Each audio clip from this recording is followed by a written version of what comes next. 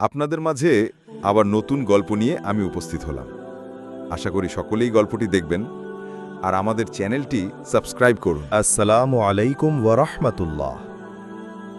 আজ আমি তোমাদের শোনাব এক অদ্ভুত কিন্তু সত্য ঘটনা, এক জিনের ইসলাম গ্রহণের গল্প।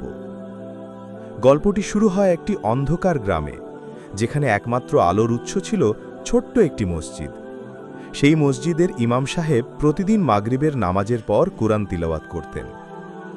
এক রাতে তিনি অনুভব করলেন মসজিদের বাইরে কেউ দাঁড়িয়ে আছে, কেউ যার পদধ্বনি নেই অথচ উপস্থিতি অনুভব করা যায়।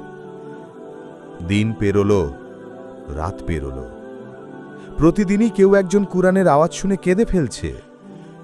এক রাতে স্বপ্নে হুজুর দেখলেন এক আগুনের তৈরি মূর্তি, কিন্তু তার চোখে অশ্রু, কণ্ঠে দোয়া। সে বলল, হুজুর, আমি জিন, আমার নাম হাফসান। আমি আগে মানুষের ক্ষতি করতাম, কিন্তু আপনার কণ্ঠে কুরআনের যে তিলাওয়াত শুনি তা আমার হৃদয় পাল্টে দিয়েছে। সেই রাতে আমি এই আয়াত শুনি, ইন্না কাইদাশ শাইতান কানা যাইফা, নিশ্চয় শয়তানের কৌশল খুবই দুর্বল। এই আয়াত আমার হৃদয় বিদীর্ণ করে দেয়।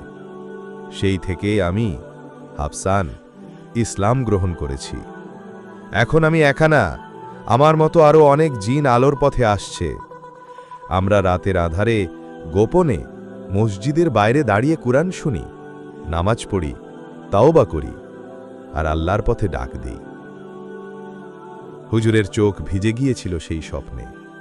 তিনি বুঝেছিলেন আল্লাহ যাকে চান তাকেই হেদায়েত দেন। জিন হোক কিংবা মানুষ, সবাই তার বান্দা। এই ঘটনার পর হুজুর প্রতি রাতে আরও গভীর মনোযোগে কুরআন তিলাওয়াত করতেন, কারণ জানতেন অদৃশ্য শ্রোতামা শুনছে, হয়তো আরেক হাফসান অপেক্ষা করছে নতুন জীবনের জন্য।